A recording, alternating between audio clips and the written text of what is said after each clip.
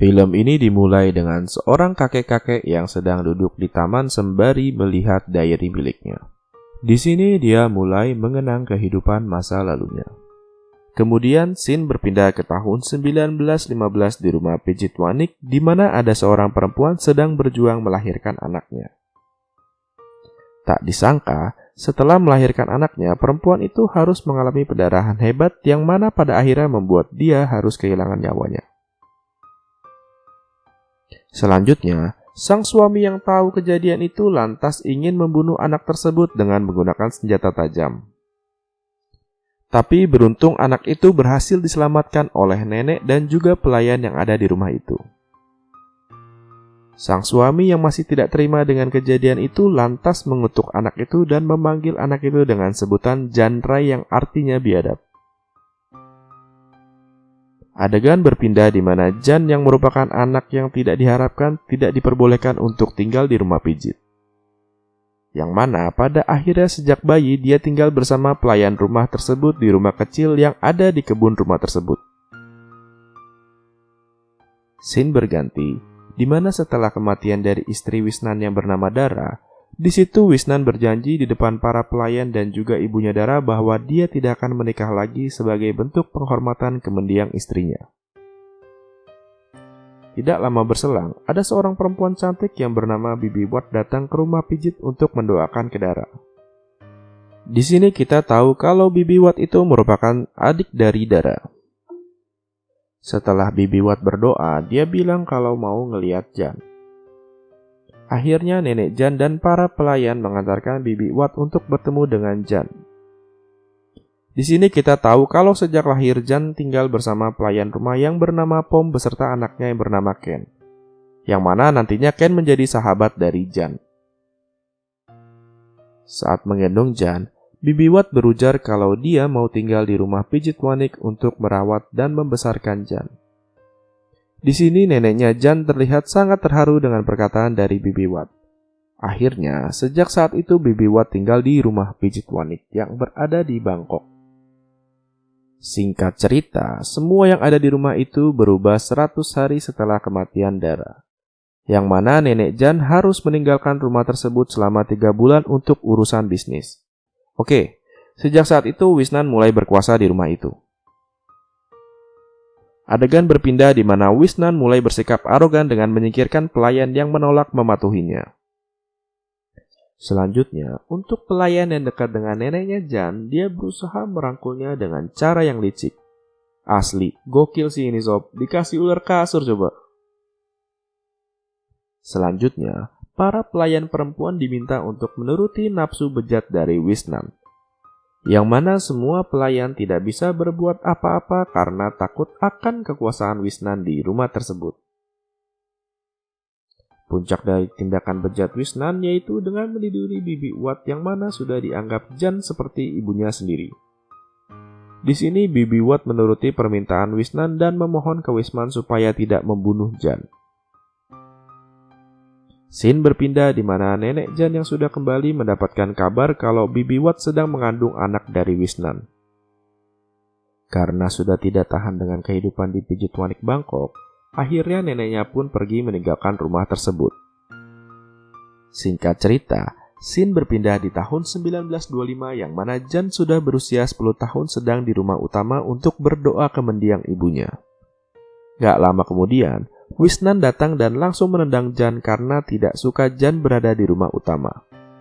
Di sini kita tahu kalau Keo, anak dari Wisnan dan Bibi Wat, memiliki sifat yang sama seperti bapaknya, yaitu sangat membenci Jan.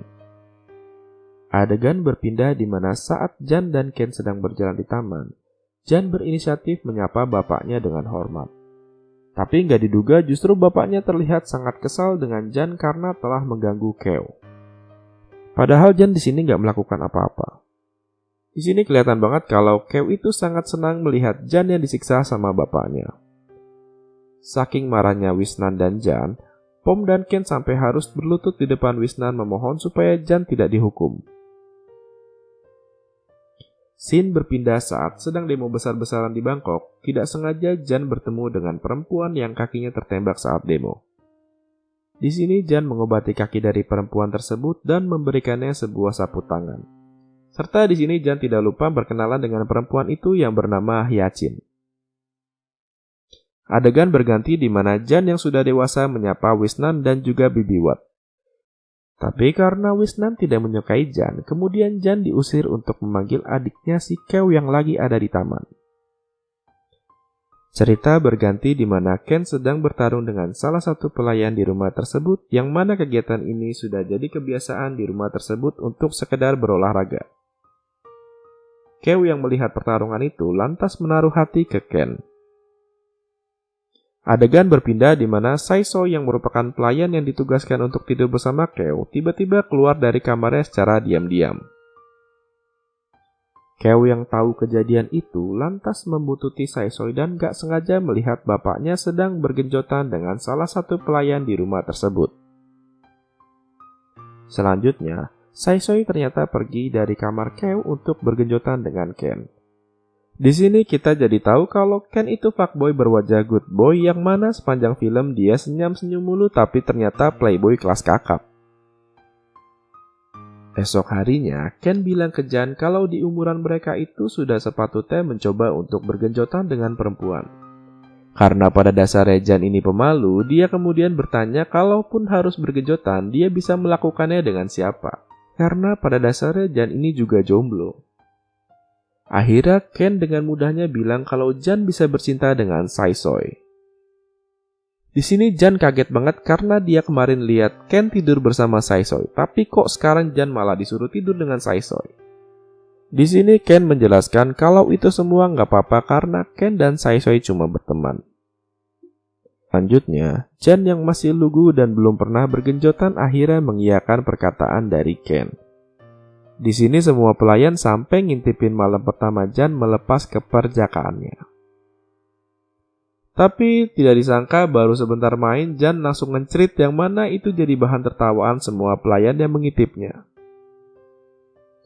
Akhirnya, sejak saat itu Jan yang memiliki bakat menggambar mulai menggambar satu persatu adegan panas para pelayannya di buku sketsa milik dia.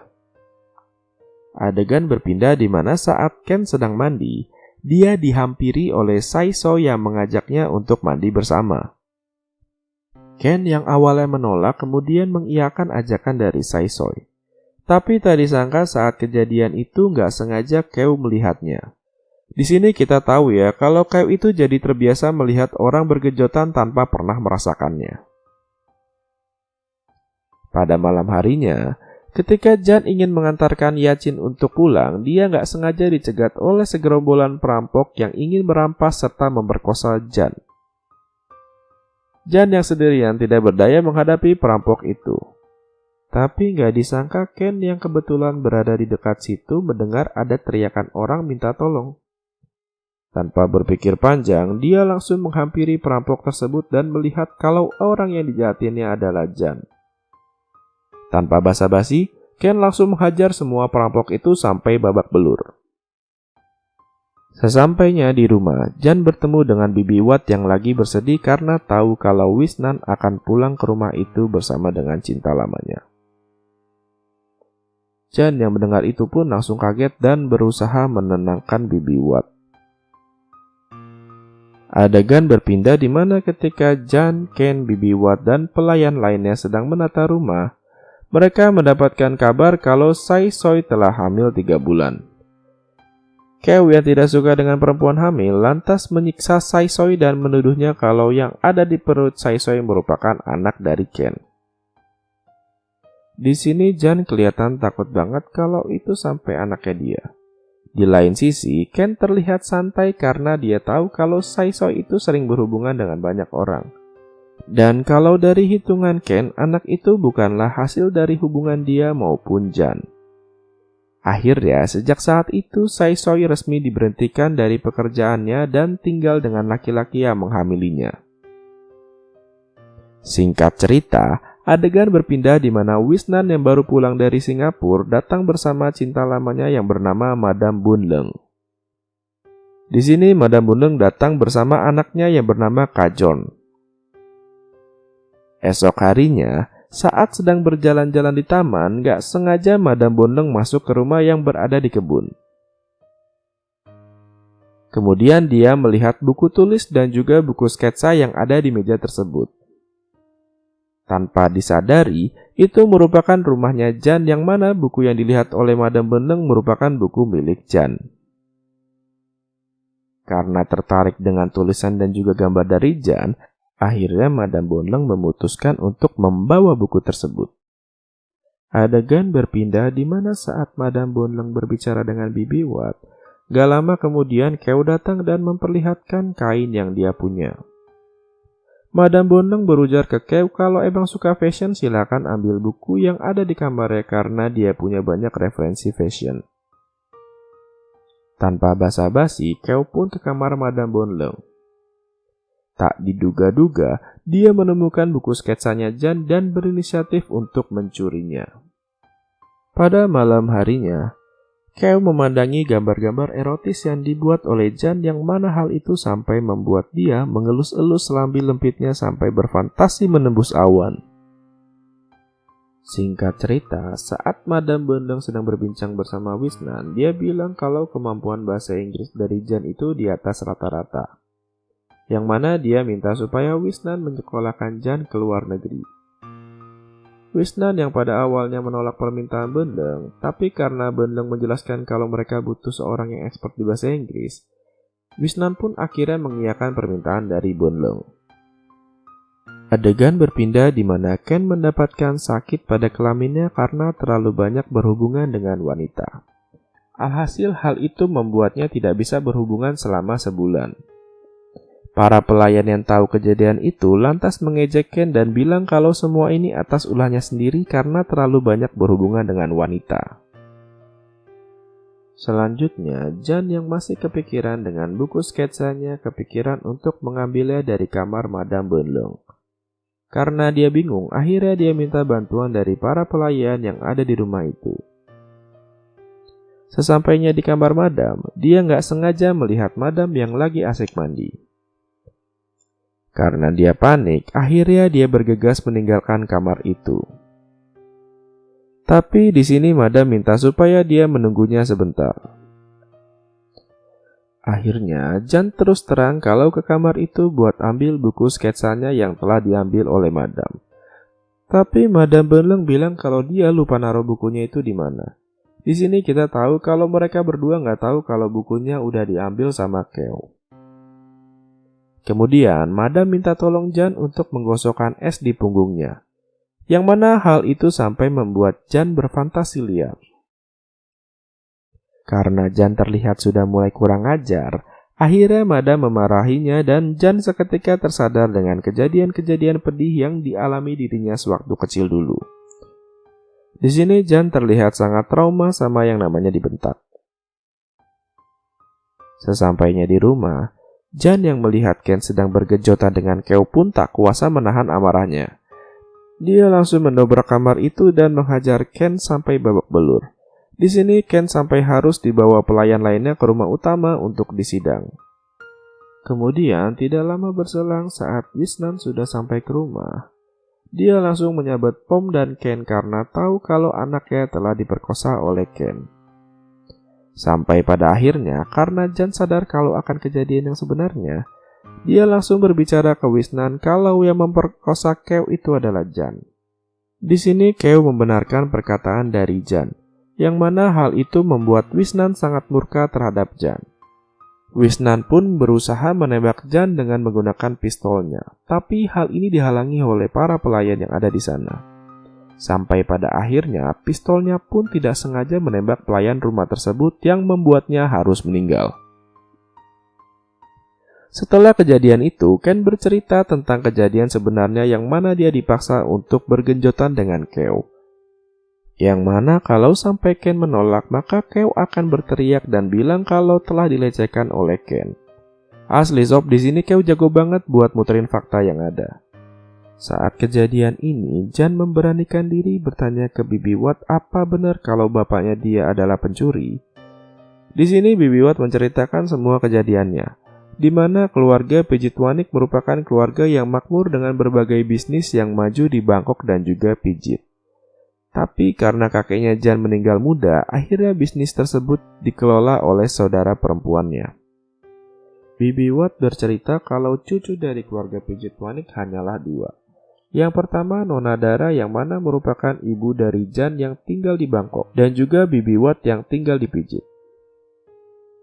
Kemudian saat sedang berdoa di kuil pijit, Bibi Watt bertemu dengan Jom yang pada akhirnya menjadi kekasih dari Bibi Watt.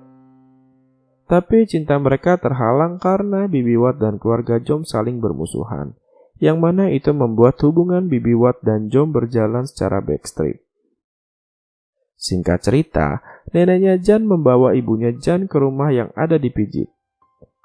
Karena Dara dikenal dengan kecantikan dan kekayaannya sampai membuat orang-orang berlomba untuk menikahinya. Pada sore hari, ketika Dara berencana untuk mengunjungi keluarganya yang ada di Pijit, dia dicegat oleh 3 orang penculik yang mana salah satu dari penculik itu adalah Jom yang merupakan kekasih dari Bibi Watt sekaligus ayah dari Jan. Saat di hutan, Jom memperkosa Dara selama 2 minggu yang mana hal itu membuat Dara sampai hamil anak dari Jom. Singkat cerita, akhirnya polisi berhasil menemukan persembunyian Jom dan kedua temannya. Yang mana saat hendak menyelamatkan Dara, polisi berhasil menembak 2 orang teman Jom. Tapi di situ polisi tidak bisa menemukan Jom, yang mana sampai saat ini keberadaan Jom tidak pernah diketahui oleh siapapun. Karena keluarga pijit Wanik malu akan kejadian itu, akhirnya nenek Jan memutuskan untuk menikahkan Dara dengan Wisnan dikala kondisi Dara sedang hamil 4 bulan. Sejak saat itu, Jan jadi mengerti kenapa Bibi Watt sangat menyayangi dirinya. Bibi Watt berujar bahwa darah yang mengalir di Jan atas 2 orang yang paling dia sayangi, yaitu Jom dan Dara. Sejak saat itu, Bibi Watt meminta Jan untuk pergi ke Pijit dengan misi mencari bapaknya yang belum ditemukan sampai saat ini. Di sini Ken minta ke Bibi Watt untuk ikut bersama Jan karena sejak kecil mereka selalu bersama. Saat di perjalanan, Jan minta untuk mampir sebentar ke rumah Yacin dan mengabarkan kalau dia harus pergi ke Pijit tanpa tahu bisa balik kapan. Tapi di sini dia berjanji kalau akan mengirimkan surat untuk Yacin. Di sini Yacin terlihat kaget dengan keputusan dari Jan. Sebelum meninggalkan Bangkok, Jan berujar ke Bibi Watt mengenai namanya. Karena bukan anak dari Wisnan, dia pun mengganti nama belakangnya dengan Dara, dan jadinya nama dia adalah Jan Dara. Film pun habis dengan misi di mana Jan dan Ken pergi ke Pijit untuk mencari bapaknya Jan.